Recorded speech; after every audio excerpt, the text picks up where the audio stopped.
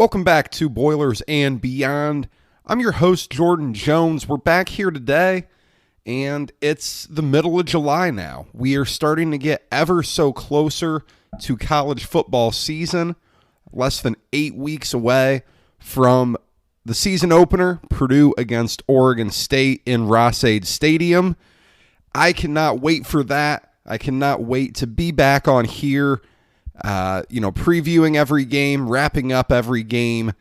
College sports are just so much fun. There's nothing like it.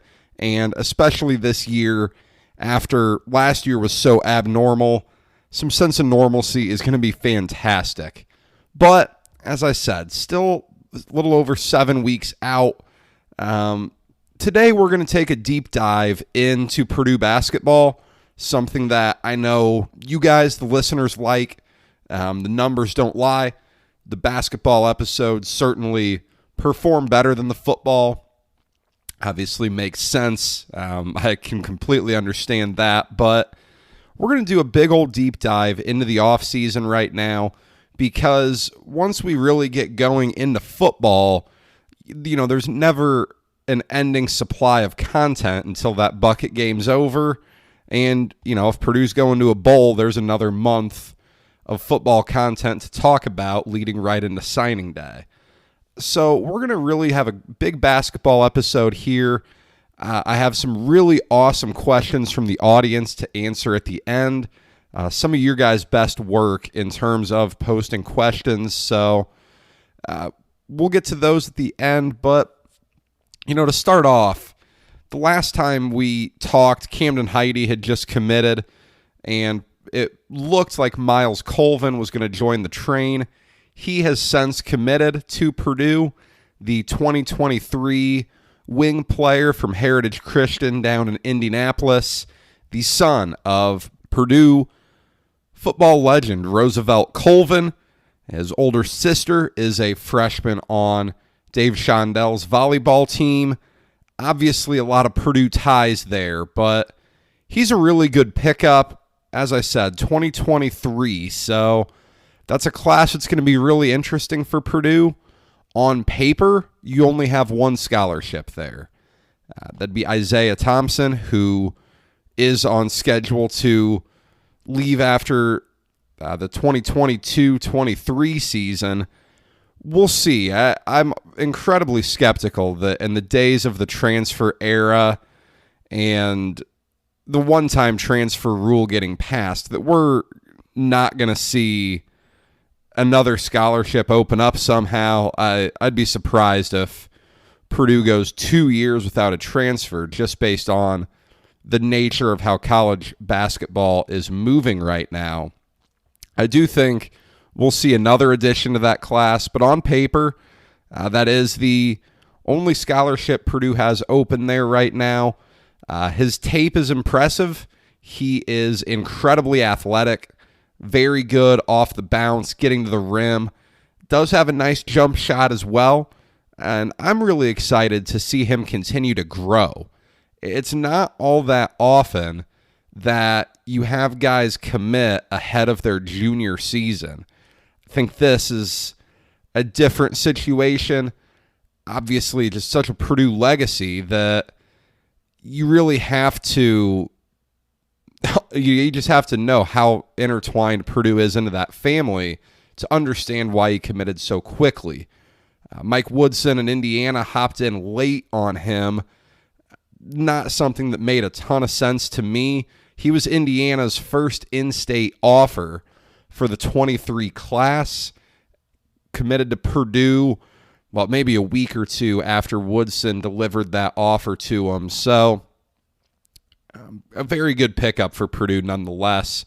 That is a class that's interesting in the state of Indiana.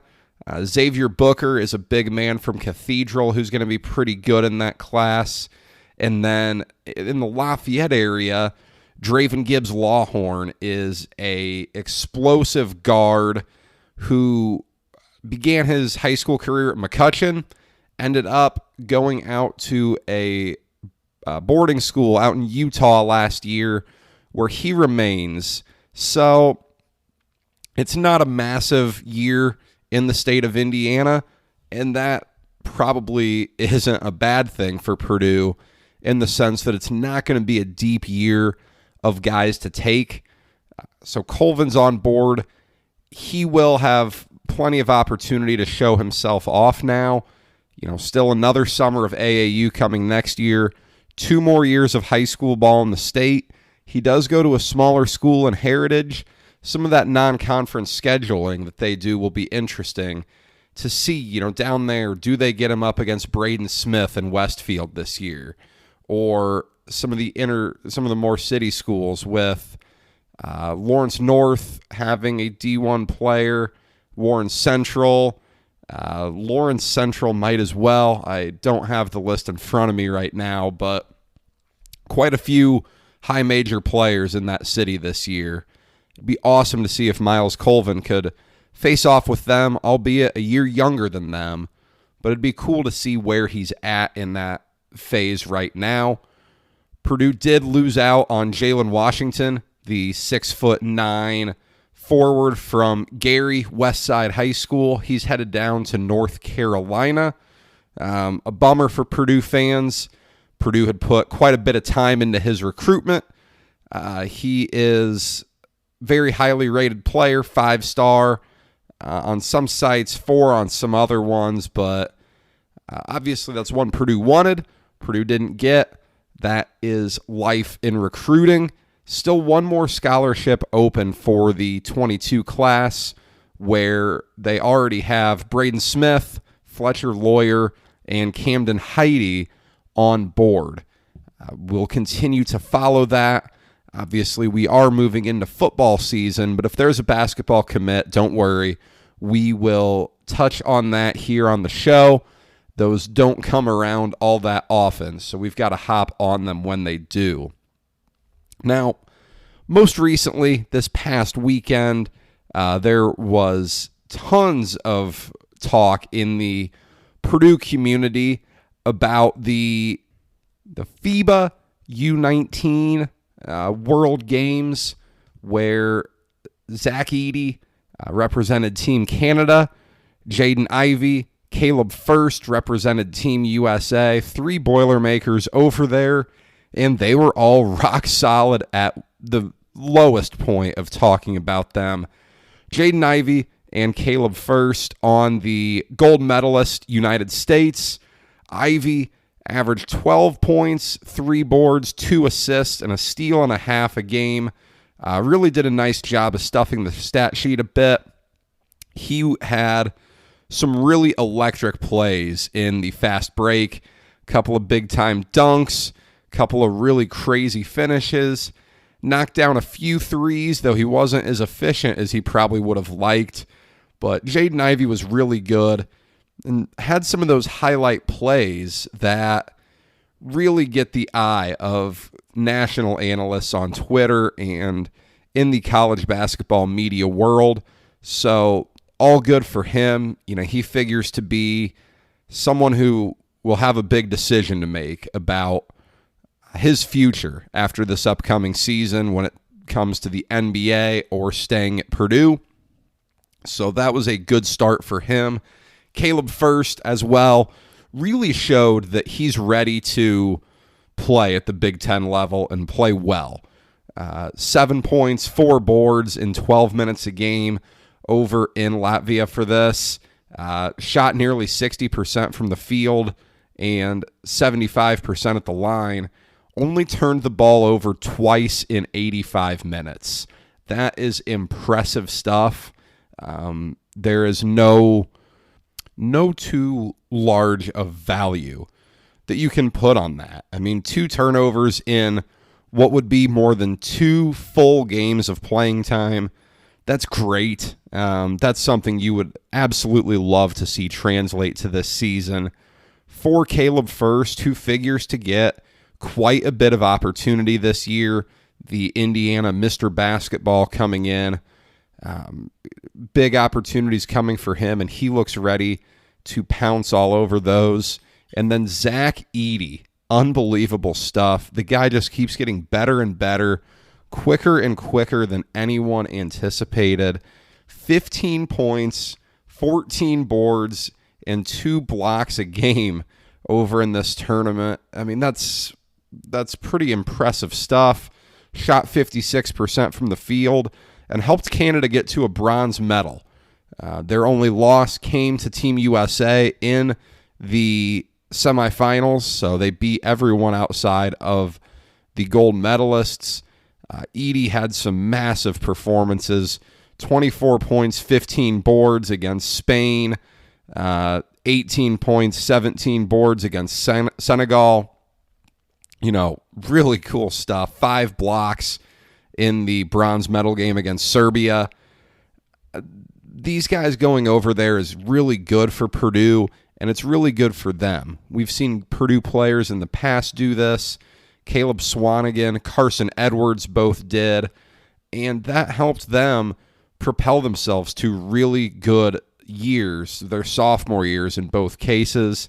So all of this is a massive positive, and it really does nothing to diminish the massive hype train that is building behind this team, that has been since the season ended, but really has been since Travion Williams announced that he was returning to Purdue, since Purdue lands both Trey Kaufman and Caleb First. That's going all the way back to last December. But the excitement around this year's team hasn't stopped, and it's not going to.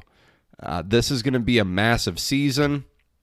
This is going to be maybe Matt Painter's best shot at a Final Four so far, and that is not to be taken lightly. I mean, the 2009-2010 team was, in my mind, almost undoubtedly going to a Final Four, as ridiculous as that sounds to say. That team had all the pieces.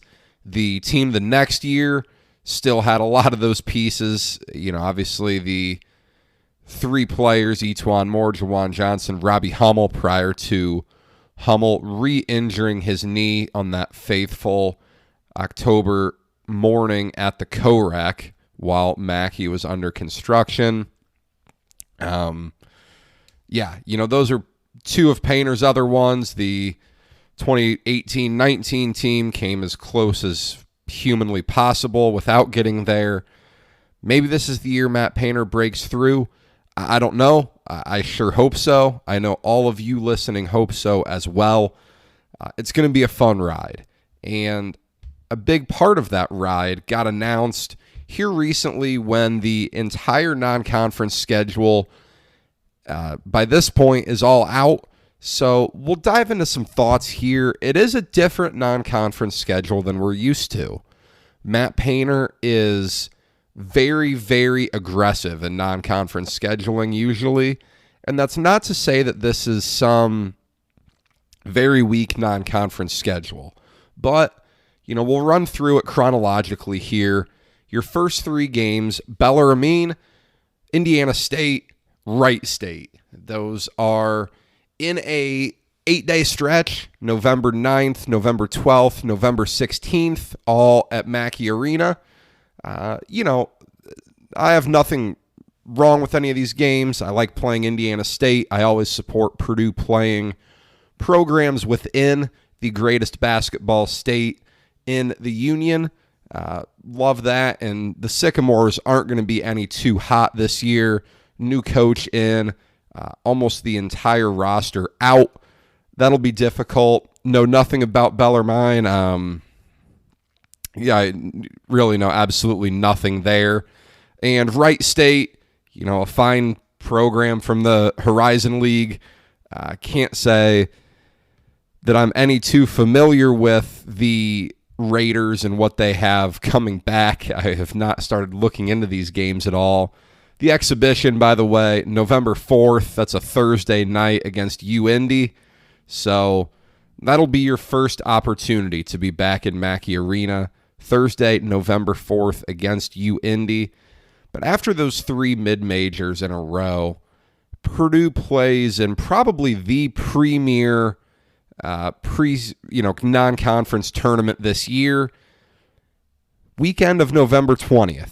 If you are a fan who travels to a lot of away games, you have a decision to make. You're either going up to Wrigley Field to see Purdue play Northwestern, right on the lake in what will be a memorable but frigid football game, or you're going to another cold destination, up to Connecticut to Mohegan Sun, the massive, massive venue up there. Purdue opens on that Saturday with North Carolina. The Tar Heels figure to be very good, probably a top 15 team coming in. And the next day we'll either play Tennessee or Villanova. Traditional format, the winners meet, the losers meet. This is big stuff. These are all going to be top 20 teams. Purdue and Villanova both figure to be top 10 teams. Villanova returning Colin Gillespie.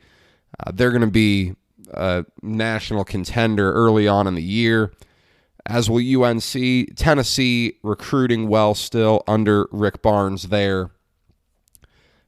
This is just really, really good stuff. I mean, Purdue playing in this is a situation where I don't think Purdue can really come out of here as a negative.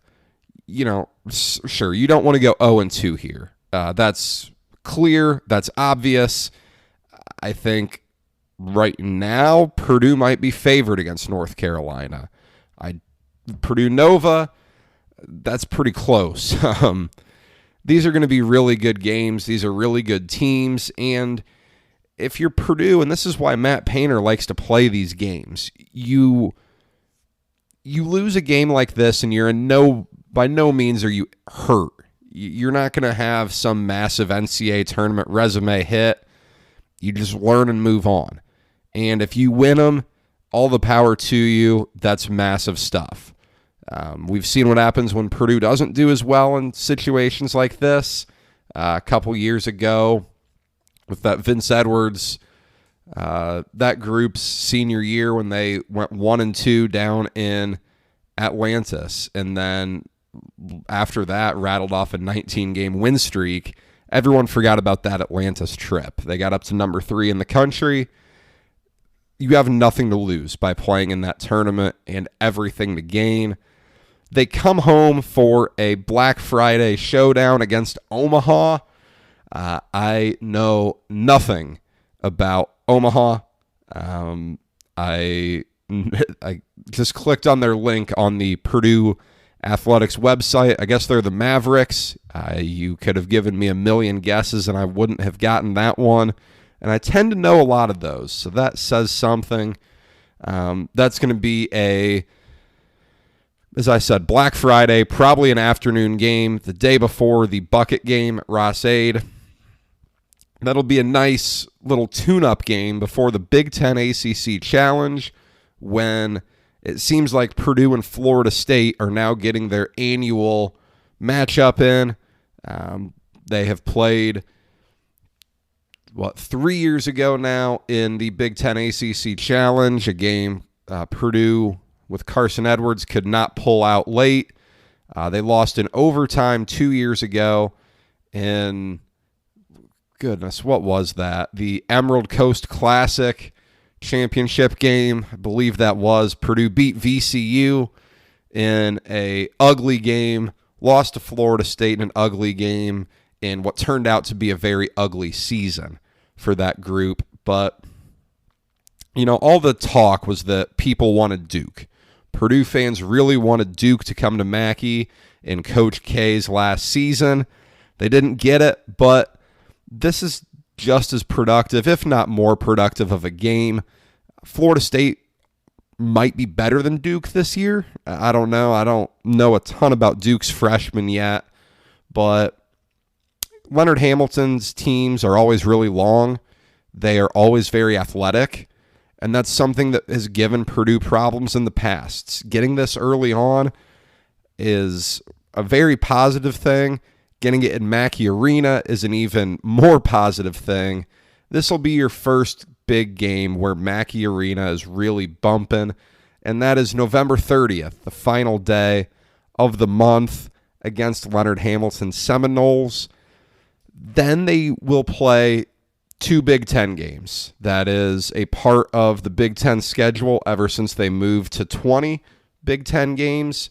Those 2 that they play prior to Christmas will slide between that Florida State game and a game up in Brooklyn.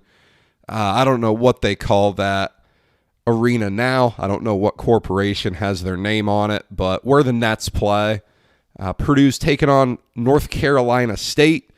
That is the Basketball Hall of Fame Invitational, so it is branded as this year. This isn't the strongest North Carolina State team.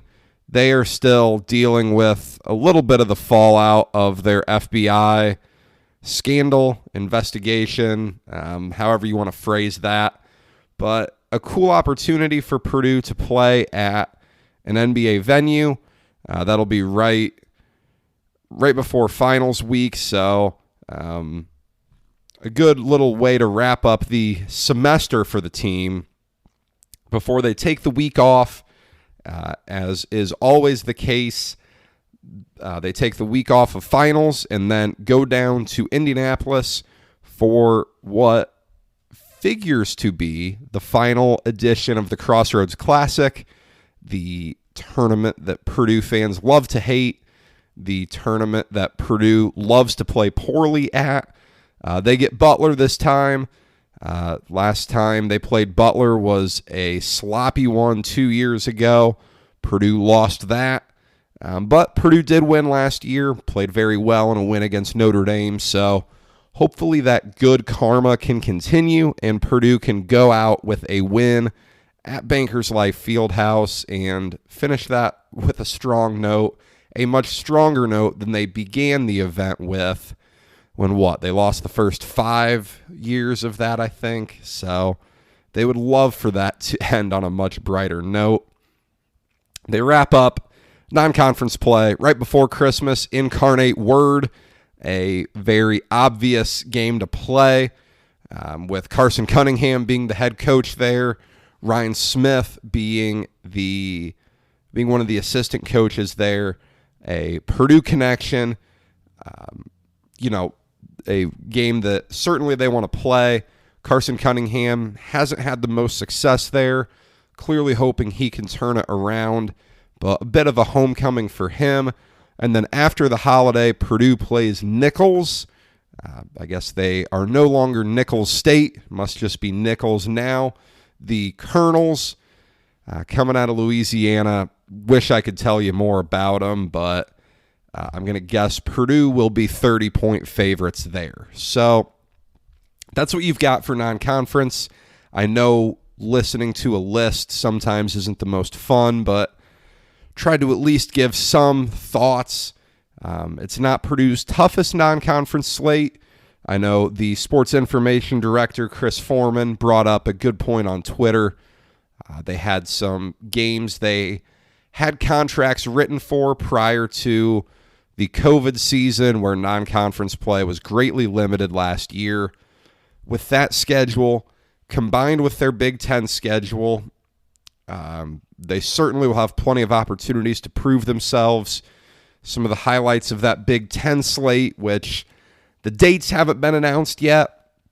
We know Purdue, who they play at home, who they play on the road, who they play both home and away. The headliner, though, the 2 favorites in the conference coming in are going to be Purdue and Michigan. They play each other twice, once in Mackey, once in Ann Arbor, and those are going to be must-watch TV for any college basketball fan, even outside of the Midwest. Those will be huge. Purdue only gets Ohio State at home. That's a very positive thing. The Buckeyes figure to be very good. They only get Maryland at home, who could be another strong team. They only play Michigan State once. That's up at Breslin, but Purdue's been playing decent up there lately. A big win last year, certainly with Travion Williams, game winner. A lot of opportunity on this schedule. I think the Big Ten slate lines up favorably for Purdue. I think it is fair to say that Purdue is maybe the favorite. Them and Michigan, certainly the two favorites. But Purdue has a very real shot at hanging up that 25th Big Ten championship banner in Mackey this season. Let's see. Just to wrap up the show here today, we are going to look at some questions from our audience. Great stuff here. As always, follow the show on Twitter at BoilersBeyond and tweet me your questions. Football, basketball, Purdue sports, national college sports, whatever you want me to talk about. I can do it here on the show. And I've got 3 questions, kind of all similar. Dan, a loyal listener who I saw over the weekend, Jason, and Ed all kind of asked about the front court here. Dan asked how minutes are going to get distributed in the front court. Jason wanting to know how the freshmen fit into the current rotation. And Ed asking if there's any chance that Trey Kaufman-Renn or Caleb First redshirt this year. To answer that in reverse order a little bit, do I think that Kaufman-Renn or First have any shot of redshirting? Well, I guess I'll never say never, but I really don't think so. I would be absolutely stunned if Caleb First redshirted. Indications were that he was phenomenal at that U19 camp out in Colorado Springs that propelled him, to make the USA team, and he played well for the USA team. I'd be absolutely shocked if First redshirted. And with Trey Kaufman-Renn, I don't see it happening. He is a very talented player. I agree with you, Ed, in the sense that I don't know what kind of minutes are going to be available. I do know that after Mason Gillis's arrest this offseason, it is probably likely that he will miss a game or two at the start of the year. So I guess you will definitely see both of them probably handling the 4, all 40 minutes at the 4 between the two of them while Gillis is suspended. I don't know, and to kind of answer Jason's question with this as well, and Dan's, when you have a front court with Travion Williams and Zach Edey at the 5, Caleb First, who can play the 5 and 4, and then Trey Kaufman-Renn and Mason Gillis at the 4, I don't know what you do there. I really don't.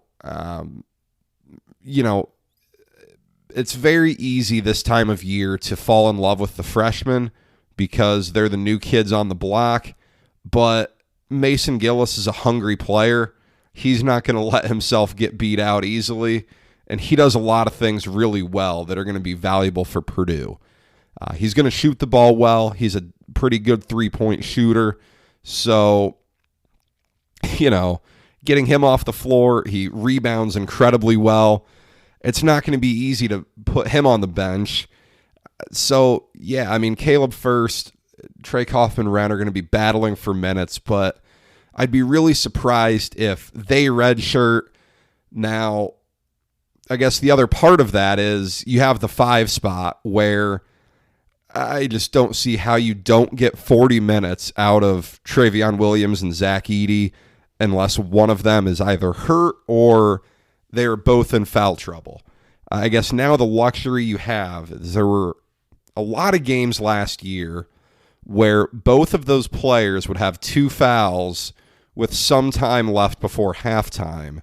And with Emmanuel Duwana not able to play most of the year, Matt Painter had to put one of them out there with 2 fouls or put Mason Gillis at the 5, which Mason's a very aggressive player.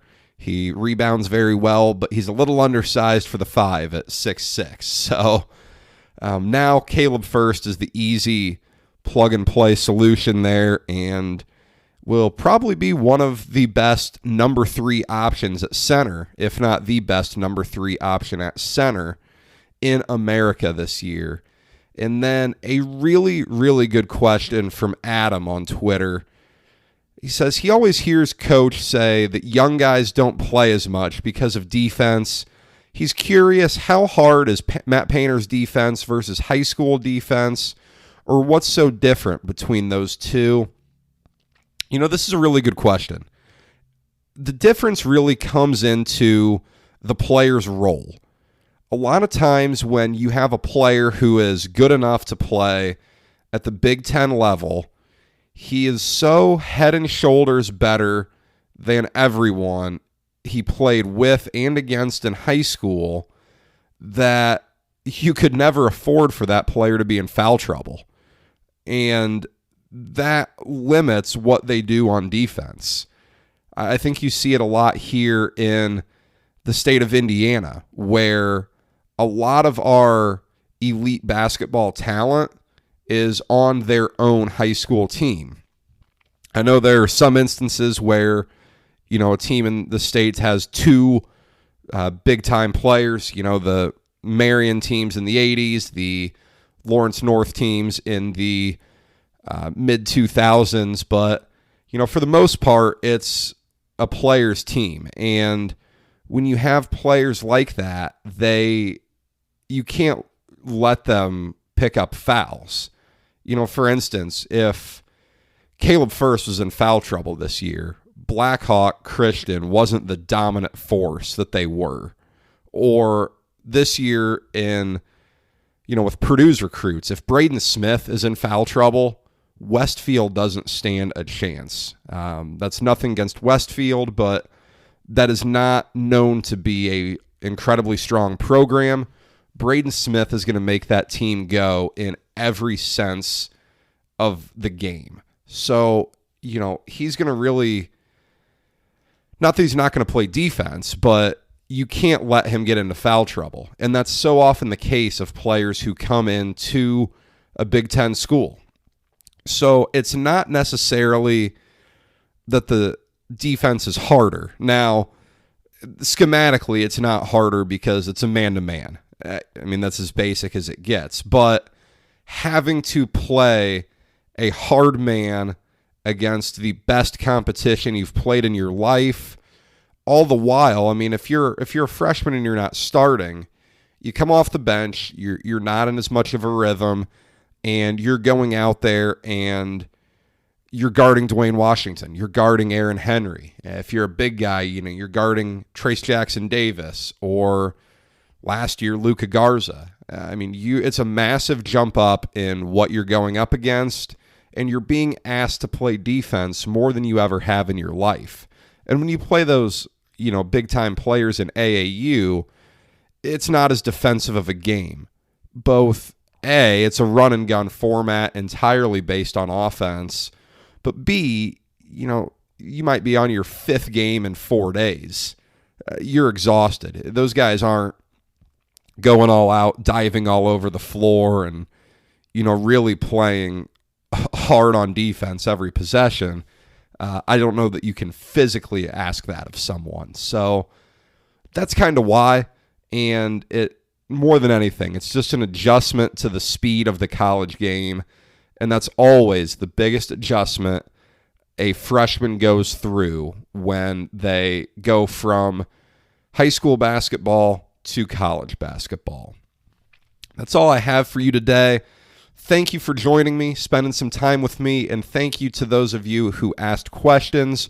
Remember, we are available wherever you get your podcasts, so be sure to subscribe, give us a good rating if you're so inclined, and give us a follow on Twitter at BoilersBeyond. I'll be back here in a few weeks to get going as we look at the 2021 Boilermaker football team. Until then, feel free to reach out, but stay safe and enjoy the last bit of summer here, as it's already going by incredibly quick.